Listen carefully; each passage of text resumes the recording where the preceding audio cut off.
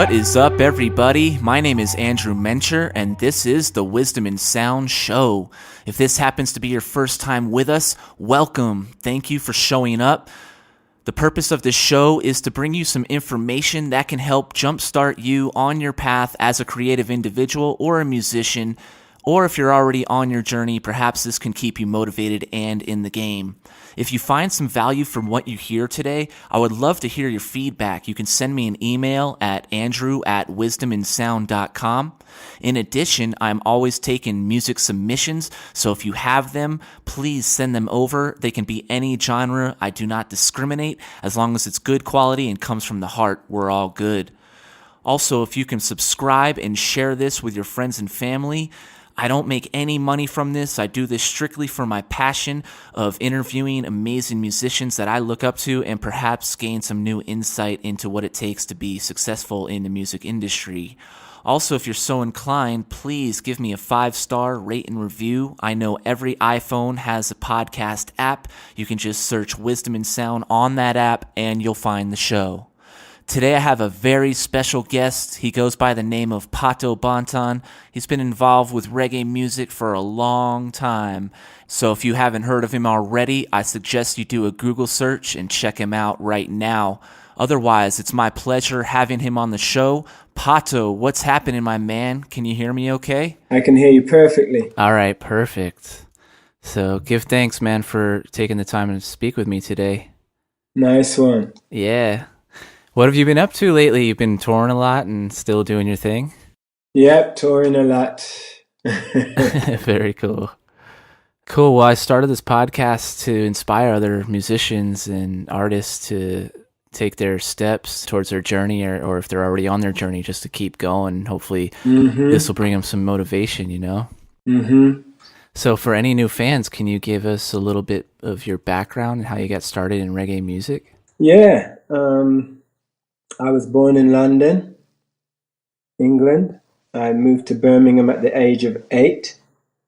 And my mum met my stepdad when I was 8. And he was a Jamaican DJ.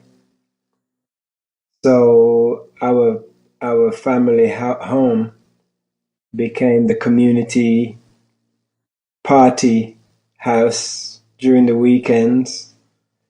And I started helping my stepdad with these parties on the weekend. And I started out by being the lookout, because they were illegal parties. Right. We lived in England, which was pretty racist when I was young. And they didn't give the black community much opportunities to have our own venues or to do anything really. So for us to have our community get-togethers, we had to do stuff illegally most of the time. Right. Wow.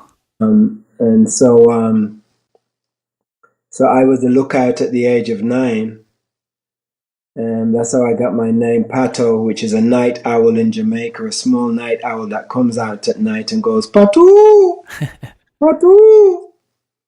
And so I basically grew up involved in his sound system, and as reggae music evolved, I evolved into a DJ myself and an MC, and that's how I got my initial start on the track of being a reggae artist. Right. Did your stepfather, he was spinning reggae music at that time as well? Or? Yes. Okay. Yes, he was a DJ. He was spinning before reggae music even existed. It was called blue beat, ska, rock steady. Right. And when reggae music came onto the scene, he was right there, importing it from Jamaica and playing it in the UK. Right, sure.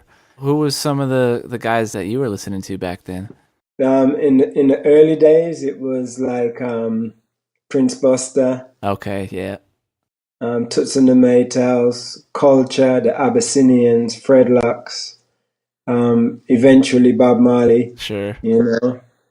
And the Wailers. Yeah. Very cool. What year was this? I'd say that this was about 1970, 71, 72. Right. Wow. Man, I'll tell you, most of the listeners I think are still haven't even been born yet, but that's amazing, man. What has kept you in the field for so long? I think the reason why I'm still doing it is because I'm still a fan. Yep, You know, it's never become work to me. I started it out as a hobby, and it's still a hobby. You know, I've never been a full time reggae artist. You know, right, um, I've been a, I've been a parent. I've been a teacher. You know, I've been a producer of other artists. You know, um, I've done a lot of different things during my journey as a reggae artist, which has taken me away from the music. And some of it has brought me back to the music. right. But I still enjoy, you know, trying other things and trying new things while I continue on this journey of reggae, you know? Yeah, absolutely. I was reading your bio on the website and it's very extensive, but it Uh-huh. goes into all these different facets that you've been part of. And has the music led to all these other outlets, or was it kind of some of the teaching things led to the music, or how did that all happen? Well, music was always really the vehicle, you know? When I was on my dad's sound system, it led me to work with other sound systems. A lot of other bands would come to my late night sessions and listen to me. Yep. That's how I first met the guys in the UB40. You Right. know, they came to my late night sessions just listening to me MCing all night. And that led to them eventually inviting me to record with them in the studio, you know? Right. That's amazing. And then from that, a local band came and asked me if I would, you know, be the MC in their band. And I had never had any live musician experience at that point. Sure. So I accepted the invitation to go and check out one of their rehearsals. And the day I went to their rehearsal, the lead singer had to move to a different city. So I took over his position and became the front man of the band and stayed with that band for 5.5 years before launching my own career as a MC. Okay. And did you have a crew of people before you met this band that you were doing MCing with or DJing with, or was it just, Not really. I yeah, was just a solo MC stroke DJ. You know, I would spin records and just entertain people from about 10 p.m. till about 4 a.m. in the morning right, on the weekends, you know, which made me understand different styles of music and helped me to learn my chops as an MC sure, and how to entertain people, you know, how to warm up an audience, how to bring them to a peak, yep. and how to send them home when I was ready to go to bed. I hear you. Yeah, that's obviously a skill in itself for sure. Uh-huh. Yeah, I was reading the story about that single "Hello Tosh" you did back in the day, and the Toshiba commercial, I guess, was a big Uh-huh. hit. Yeah. You know, people are doing these kinds of things nowadays with videos on YouTube, but you were sort of a pioneer in that respect. How did you decide that you wanted to do that with that commercial? Well, it was really a request from a friend Okay, because at that point, I was making personalized cassettes when that happened. right, And what I would do is I would get 90-minute cassettes, and I had my own DJ set up at home. So I would spin records as though I was in a live situation, you know, and talk on the mic and do some MCing on the mic and play my favorite songs. And then I would sell these cassettes to my friends, you know. yep, And sometimes certain people would say, "Can you make a personal cassette for me? I want to give it to a friend," or, you know, "Can you sing a certain song on this cassette for me?"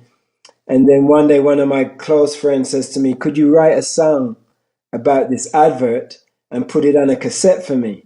okay, So at first, I wasn't really interested, but because he asked me, I was like, okay, I'll do it for you. So I did it for him and gave him the cassette and never thought about it after that.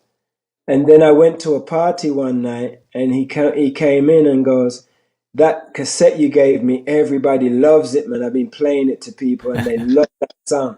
Could you do that song in the party tonight? Hello, Tosh got it to Sheba. And I'm like, man, I don't know. All right then.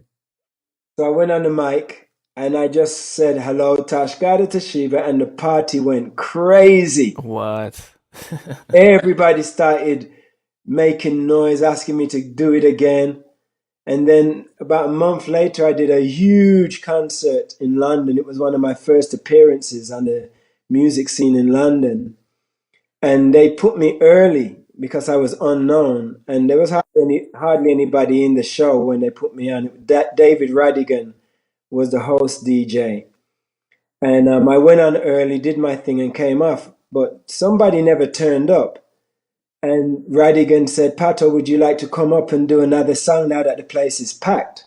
And I was like, I would love to. And I was wondering, what song should I do? And my driver, who later became my manager, said to me, do a low Tosh. And I'm like, nah, man, I'm going to do Guan. Mm. And he's like, no, man, do a low Tosh, man. That's the song, man. And I was like, okay. So I told Radigan what song I wanted to do it over. Radigan played the instrumental version of a track called Get Flat Okay. by the Blood Fire Posse from Jamaica, and it was a perfect rhythm for this lyric. And so I went on stage in front of a huge audience for the first time, and I just said, hello, Tosh, got it. I didn't even finish the line. Everybody started stamping, banging the wood, screaming. Radigan started the song again. I did the chorus again. The place went crazy again. I tried to do one of the verses. The place just kept going crazy. So I said, I'm just going to do it a cappella. So I did it a cappella. It took me about 15 minutes to do a 3-minute song. Wow. Because the people kept on stopping me, just screaming, just, making noise for the different things I was talking about throughout the song. After that, I had about 4 different labels rushing me. Wow. Management companies wanted to sign me. Record labels wanted to sign me. And I ended up letting my driver, who suggested I do the song, I gave him the role of manager. Wow. And I took the song back to Birmingham and I asked a local record shop owner who had helped me when I was just starting with my first band. I asked him if he wanted to release the song on his label. Very cool. Rather than going with 4 major labels, I gave it to a local record store owner. He released it and did very well. It's like, that story like yesterday almost. Mm-hmm. Yeah. Man, it put a smile on my face. So that's really what set you off. Would you agree with that? Yes. From that, you worked with bands like The Beat, Steel Pulse, Sting, of course, UB40. Were you trying to break into the American markets, or are you just like, look, I just want to entertain people. I'm not really concerned. Yeah, I wasn't concerned. I was never concerned about anything apart from just wanting to get the music to people. Gotcha. And I just really just rode the wave, Yeah, absolutely. The music just took me to all these different parts of the world, and I just rode the wave. And wherever I ended up, I just gave my best, Yep. Is there any one thing that you can attribute to your ultimate success? Do you feel like you've reached your ultimate success yet? I think I've reached different peaks on my journey. Gotcha. And I think I would ascribe my success to my willing to collaborate with other people, my willing to give without receiving. I've signed certain deals in the past where most people wouldn't sign them, but I was just more interested in getting the music out, letting people hear me. Yep. And I put that above money. Yep. And I think that has allowed me to have such a vast catalog of music now And the fact that I've worked with so many different labels over the years was, I think, was also attributed to my willingness to just get in the studio, get it done, and get it out. You know? Absolutely. Do you feel like you were putting out music every week or every month, or how fast were you putting out music? There was a time in the UK I was putting out stuff. Probably, I was definitely recording stuff every week. Yeah, I was probably putting out stuff every 3 months. got you. I think the albums is what really establish an artist, you know? Yep. Presenting an album or a CD with various styles and various tracks, and then people falling in love with that album, you know, makes them become fans for, if not for lifetime, for a long time, you know? That's the truth. You re-released it was like the 82 through the 92. Yeah. It was important to put that back together because these were a lot of tracks that were sort of rare. Yeah, very rare. Yeah. Those are tracks that were only released as singles in the UK. Got you. Okay. And some of them were very rare. So it was a nice project, you know, to put that together for the fans so that they could have the history, you know. Yeah, I was going to say, I noticed because you have almost all of your songs with all the lyrics to it. Yeah. That must have taken a lot of work to sit down. Yeah. A lot of work. Yeah, amazing. Did you go back to have to re-listen, or do you have all the lyrics in your head still? No, I had to re-listen and rewrite Yeah. everything. Yeah. Got you. Oh man. And how about during your live show? You know, I know you, especially when you do like the 50 states. I mean, I know you've been doing this for a long time, but do you ever have to retrain yourself or relearn your own lyrics? It's amazing, actually. Some of the lyrics, especially if a fan will say, "Can you do this?" on the spur of the moment Yeah. during a show. Some fans will ask for a song that I haven't played for 7, 8 years. Sometimes I can get the band to just, you know, play a beat or play the key for me, Yep. and I can do it on the spur of the moment. Most times I can remember the lyrics. Sometimes I have to ask the fans to come on stage and sing it with me to help me remember the lyrics because they know the songs better than me. Or sometimes I have to say, you know something, next time I'll have that song ready for you, and then I'll go back home and learn the lyric and get the band to learn the song so we've got it in our artillery. That's awesome. How important is it for you to take fans' requests, and even if they come with some old obscure song that you haven't maybe played in a while, do you consider those songs? And do you get requests like that often? Yeah, we do get requests like that often. Yeah. And for me, whenever a fan asks for something, I do my best to deliver. Right. You know, we just did a tour of Florida, and I was doing a big outdoor concert for free. And one of the fans asked me for a song called Wise Up, which I haven't played for 15 years. Right. And I told him, do you remember the words? He said yes. So he came on stage and we just started singing it together, and then the drummer started doing something, and then the rest of the band started playing a totally different music track, but it went with what we were singing. And the crowd went crazy, you know, and I was not expecting that at all. And we ended up doing the entire song, even there's like a 16-bar rap in the middle. Uh-huh. This guy knew every single word of the rap, and I was just following him. Right. And it was awesome. It was very, very awesome, you know? Yep. Oh man, so yeah, that's important. I mean, that's a really great lesson, and to really listening to your audience, understanding them and knowing who they are and giving them what they want. Yeah. And sometimes it's good to just ask them, what do you want to hear, you know? Right. And then, you know, you may hear 20 different songs shouted, but, you know, you'll be able to at least deliver at least half of what they're asking for. Absolutely. You know? So we try to have a 3-hour set ready. Okay. Wow. We're normally hired to do a 90-minute set. Sure. So we have another 90 minutes of music that usually we can choose from for encore. Right. Wow. So usually if people haven't heard something that they wanted to hear during the 90 minutes, 9 times out of 10, the song they're waiting for is in either 90-minute Yep.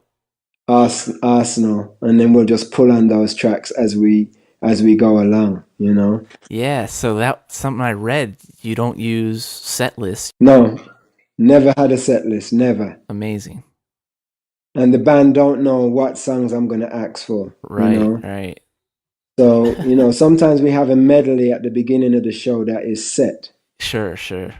Sometimes we have more than one medley.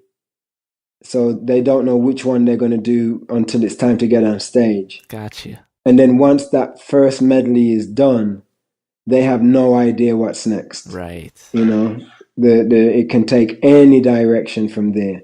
I might even tell the guys to take a break while I just do some a cappella songs, or I might take it up a notch and just go, you know, full, you know, up tempo and get everybody jamming immediately, you know. Yep. It's nice to be flexible and be able to just go with the flow of the audience. Absolutely. I've seen some artists like Capleton, Sizzla, of course you. It's like you guys are controlling the band like it's a sound system. Mm-hmm. Yeah.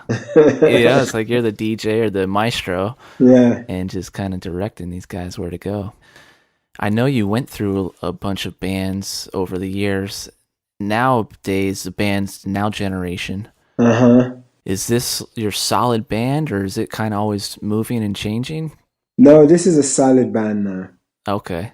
You know, one thing the band loves about me is that I'm not, you know, flaky when it comes to musicians. You know, I try to have a musical family. Got you. You know, I toured the world with with the Reggae Revolution for 15 years. Okay, right. You know, and I've had the Now Generation band now since 2010. So, you know, we've already been together 7 years. Amazing. And, you know, sometimes musicians come and go, but in general, you know, that is my band, you know, Got you. that is my musical family. And I try my best to be as loyal to them as possible and to allow them to work with me on as many shows as possible. There's only sometimes when people call me out to do certain things internationally and they don't have the budget for the entire band that, you know, sometimes I have to go and work with other bands in different parts of the world. But most of the time I always push to have my band because, you know, another band can learn your set, they can learn the music, but they can't learn the show. Right. You know, so it never feels as good as it would feel as if you had your own band, you know. Are all these guys and gals international, or most of them from California? Yes. Yeah, everyone in the band right now is from California. Wow. And what really brought you over there? I mean, why California over England? I guess because of my traveling over the years, Yep. I decided, well, I really decided since I was a kid. You know, I was about 12 one day walking to school. And I remember my toes and my fingers were freezing. And I just stood there walking to, well, I stood for a minute on my way to school. And I just started crying. And I said, something tells me that I am not supposed to live in this country. And the first opportunity I get to relocate to a warmer climate, I'm leaving this country. Yep. And I traveled the world, and, you know, when my youngest son turned 18, I told my family, you know, something, it's time for me to check out of England. You know, I've raised my kids, you know, I've fulfilled my responsibility, and now I want to go and, you know, enjoy my dreams. Yeah. So I had to choose between Brazil and California. Got you. And it was only the language barrier why I didn't go to Brazil. Oh, wow. And I decided, okay, California it is, you know. And it was not only the weather, but also because of the amount of fans I have in this part of the world that love my music. Yep. I knew that, you know, if I came out here, I would be working all the time, you know, and I would be able to live the life I wanted to live and still be creative, you know, in a more friendlier climate. And, you know, everything I dreamed for has come true. That's awesome, man. You know, you realize your dreams, it's still a journey, you know, it's like you haven't necessarily hit the destination, but it must be very enlightening for you to experience this now. Yeah. I know your faith plays a big role in your career. Has it always been like this for you? Always. You know, I think that's one of the reasons why I decided to become a reggae artist. Was it was the music that inspired me.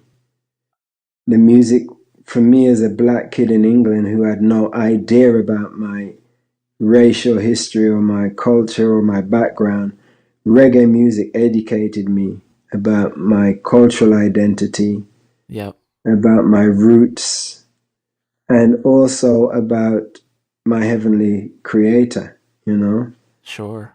So, you know, my family was not religious. You know, there was no church or anything like that in our family.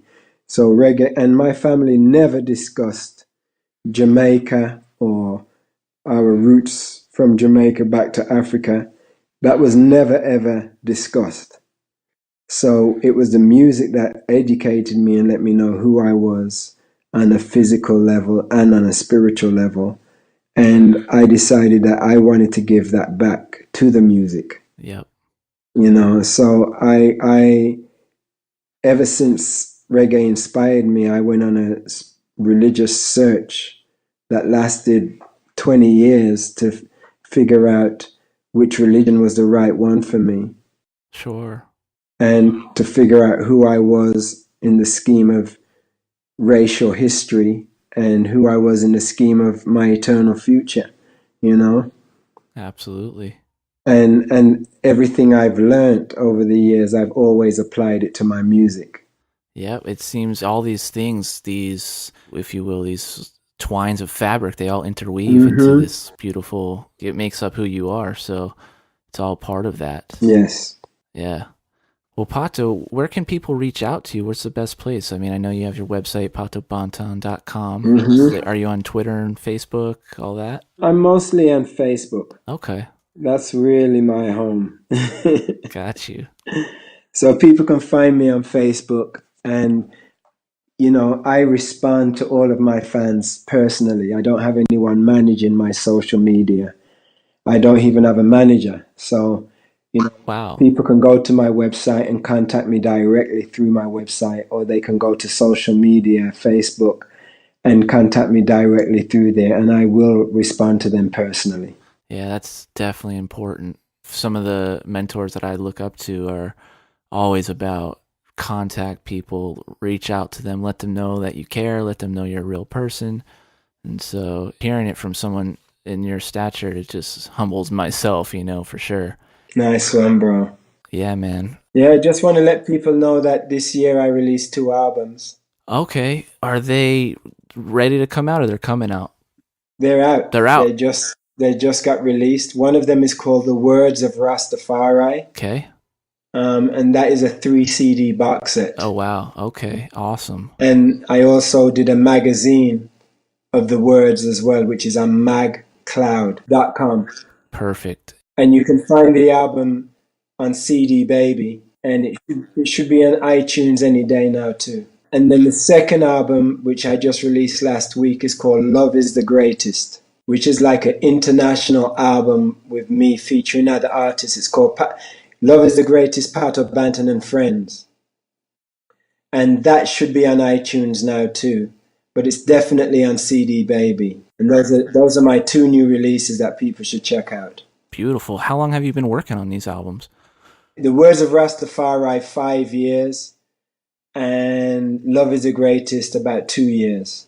Got you. And the Words of Rastafari, that one is with the band now, or was that other rhythms? That is basically me and Antoinette.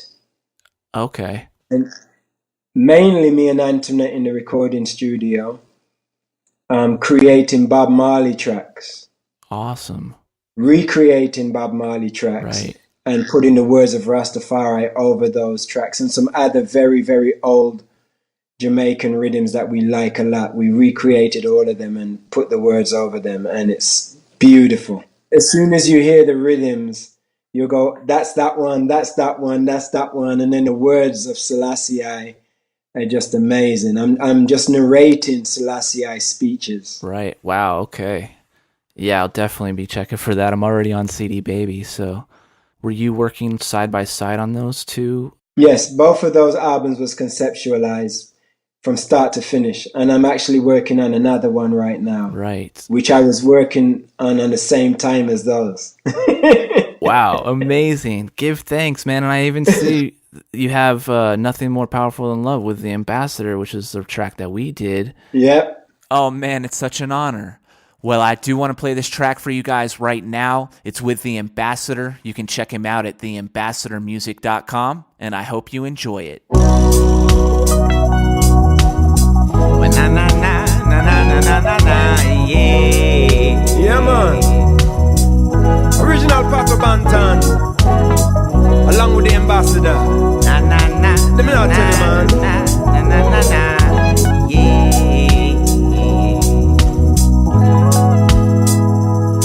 It's all about love, you know. Yeah, man.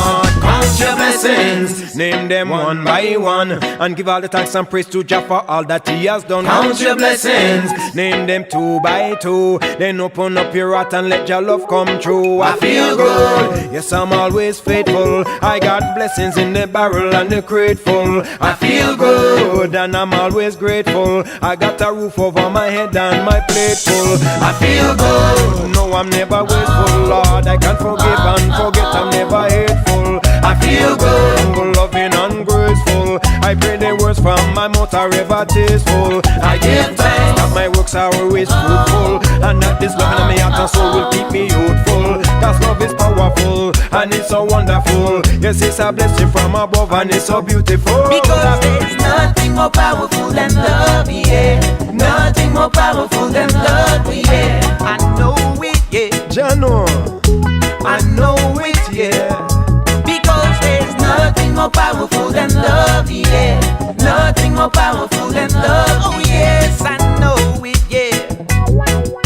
I know it, yeah. Like this. Nothing more powerful than love. Nothing more powerful than love. Nothing more powerful than love. Powerful than love. Love, love, love. See, love is the greatest thing in the world. So we spread it to every man and woman, boy and girl. Nothing more powerful than love. Nothing more powerful than love. Nothing more powerful than love. Nothing more powerful than love. Love, love, more precious than any pearl, y'all. Powerful love. Nothing more powerful than love, yeah. Give thanks, man. I love that tune. Yeah, tell him get in touch. I'm ready to do a video. We've done videos for nearly every track on the album already. Okay. Very cool, man. So you're you're not stopping. No, not at all. Yeah. It's almost like you're putting out more than you've ever done before. Yeah, I am. Yeah. Plus, I'm producing other people's albums too. So I've got a lot of stuff getting ready to come out soon. Love it. Is there any advice or any kind of words you can give to aspiring artists? My advice, is that the music industry is always changing. So educate yourself about the industry you're getting involved in. Surround yourself with people who are encouraging, people who believe in you. The last thing you want to do is be around people who are always putting you down or that don't like your music, because you can't please everybody. Yep. But if you can please 10% of the population, that's a lot of people. Yeah. My other advice is to be true to who you are. Don't spend too much time looking at other people and trying to follow other people, because if you do, then you'll always be a follower and you'll never find your own niche. So be true to yourself, be true to the music that you want to create. Even if it means taking the rough road for a while, eventually people will get to love you for what you provide and who you are. And my last word of encouragement is to stay positive and never give in. Indeed. You're a man of many talents, Pato, and a lot of wisdom. Thank you, my brother. Thank you for your time and blessings, Pato. All right, you got it. You guys, I hope you enjoyed this episode. I love Pato. He's a man of my own heart for sure. For someone who's been doing this for so long and can still take the time to sit down and talk with me and, of course, respond to all the fans on Facebook, it's just amazing. And I'm really left feeling humbled and just excited for the future. So again, if you guys find value in what you heard today, please give me a 5-star rate and review on iTunes. You can also send me some feedback to andrew@wisdomandsound.com. I always want to improve and make this show amazing for you, since I'm trying to build a great community and inspire people. Otherwise, give thanks for being here. I really appreciate it as always. My name is Andrew Mencher, and this is Wisdom and Sound.